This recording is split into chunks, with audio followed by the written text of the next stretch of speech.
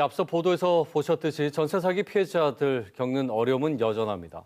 특히 피해자 상당수가 사회 초년생 같은 청년층이다 보니 사기를 당한 뒤에도 마땅한 해결 방안을 찾지 못하는 경우가 많습니다. 상황을 보다 못한 피해자들이 대응 매뉴얼까지 직접 펴냈는데요. 부산 전세 사기 피해자 대책위 이단비 위원장 저희 스튜디오에 모셨습니다. 예, 어서 오십시오. 반갑습니다. 네, 안녕하세요. 자, 지금도 매월 평균 1,200건 정도가 접수가 되고 있다고 합니다. 어떻습니까? 현재까지 정부의 지원이 적절하게 이루어지고 있는지요?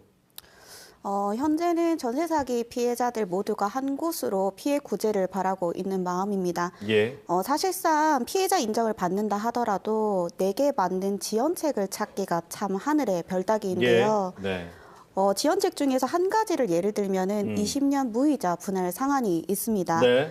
이는 피해가 확정이 되어야만 한다라는 조건이 있는데 예. 피해가 확정이 되려면 경매 절차가 마무리가 되어야 됩니다. 부산의 전세 사기는 공동담보라는 문제점도 가지고 있는데 이 공동담보라고 한다라는 것이 내 집이 낙찰이 되었을 때 경매가 종료가 되는 게 아니라 전 세대가 낙찰이 되어야지만 종료가 된다라는 단점이 있습니다.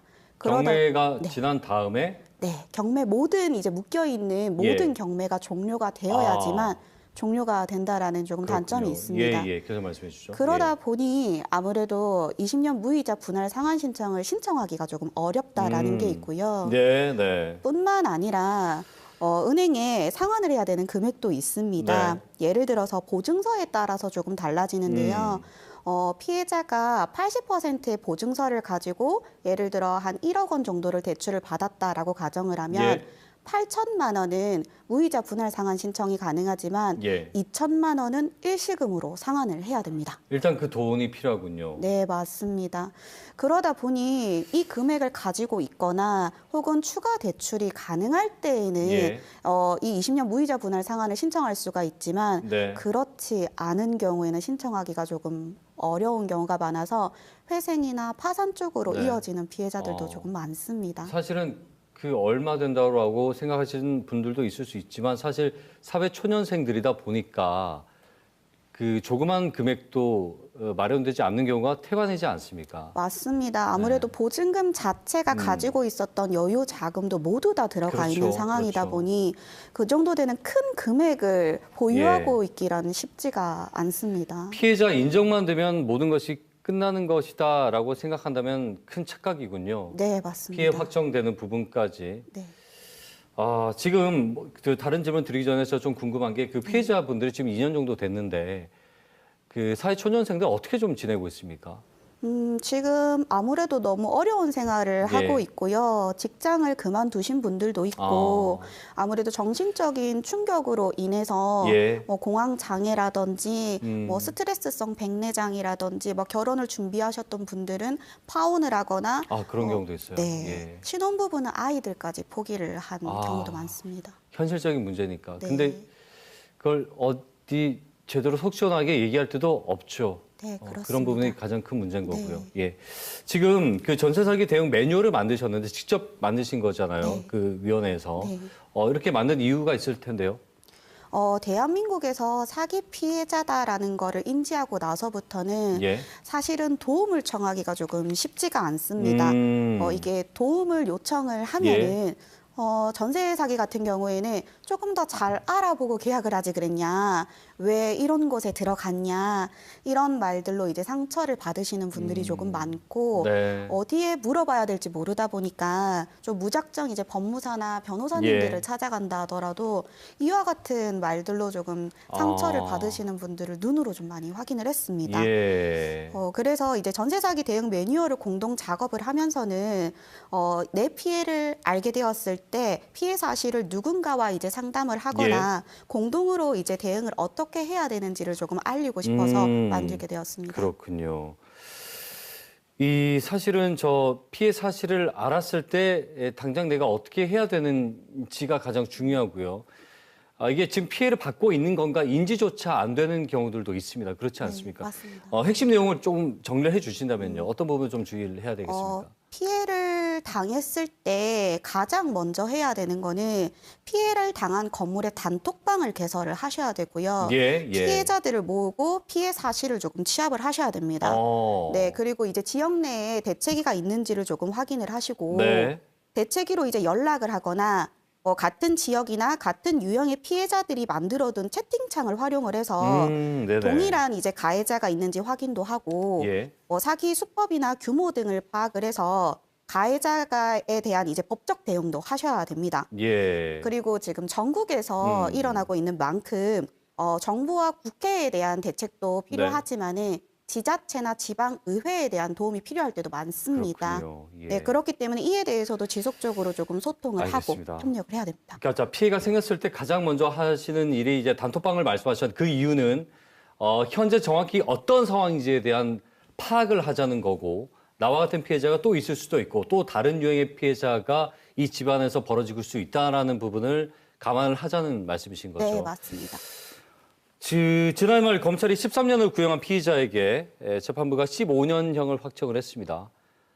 사기죄로는 거의 법정 최고형을 받은 건데 뭐 이것만 있는 게 아니죠, 사실. 지금 엄벌이 이루어지고 있다, 적절한 처벌이 이루어지고 있다라고 봐주시는지 어떻게 좀 보십니까?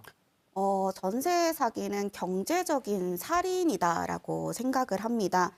1심에서 15년이 구형이 되고 있지만은 2심에서는 대폭 감형이 되고 있는 경우도 다수 발생되고 있습니다. 뭐 범죄자에 대한 처벌이 미약한데 얻을 수 있는 이익은 막대하다 보니 전세 사기가 계속 일어난다라고 저는 생각이 되고요. 네.